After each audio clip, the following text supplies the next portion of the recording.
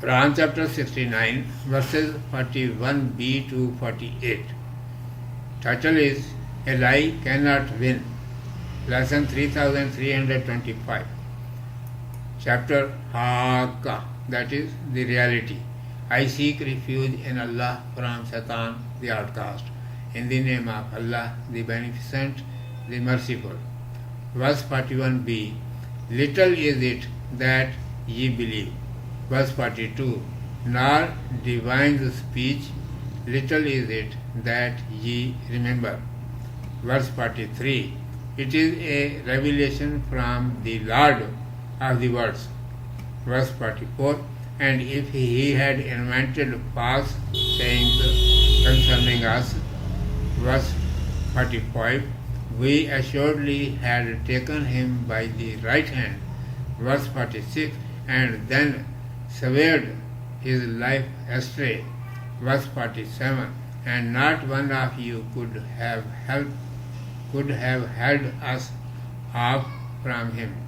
Verse 48. And lo, it is a warrant unto those who ward off evil.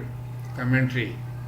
It is commanded, there is deficiency of belief in your mind, so you say that Quran is the word of a poet, and little you think. It is the reason that you consider that Quran is the word of a soothsayer. Otherwise, you would never have spoken that it was the word of any foreteller, because he can never describe the meaningful word like this.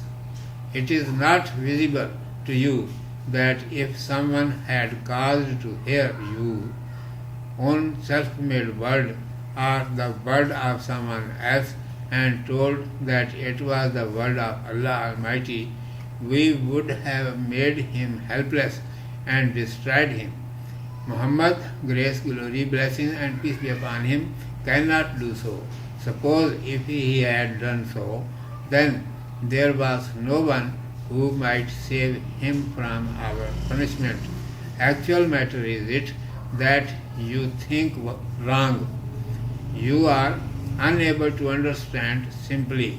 Otherwise, it is true that this Quran guides the people who fear their Lord and are careful in every matter.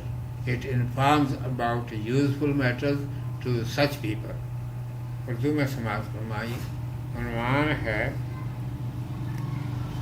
جھوٹ چل نہیں سکتا. اعوذ باللہ من الشیطان الرجیم. بسم اللہ الرحمن الرحیم. قلیلا ما تؤمنون ولا بقول کاہن قلیلا ما تذکرون. تنزیل من رب العالمین. ولو تقول علینا بعض الاقاویل لأخذنا منه بالیمین ثم لقطعنا منه الوتین فما منكم من أحد عنه حاجزين فإنه لتذکرة للمتقین. تم بہت کم یقین کرتے ہو اور نہ یہ کہا ہے کاہن کا تم بہت کم دھیان کرتے ہو.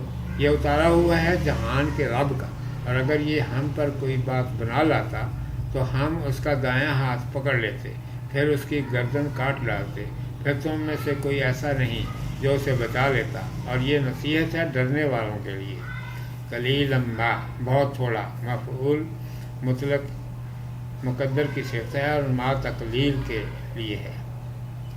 کاہن، غیب کی خبروں کا مدعی، وہ شخص جو جنوں اور پریوں سے خبریں منگانے کا دعویٰ کرے. اکاویل، باتیں، اقوال کی جمع اور قول کی جمع اور جمع ہے.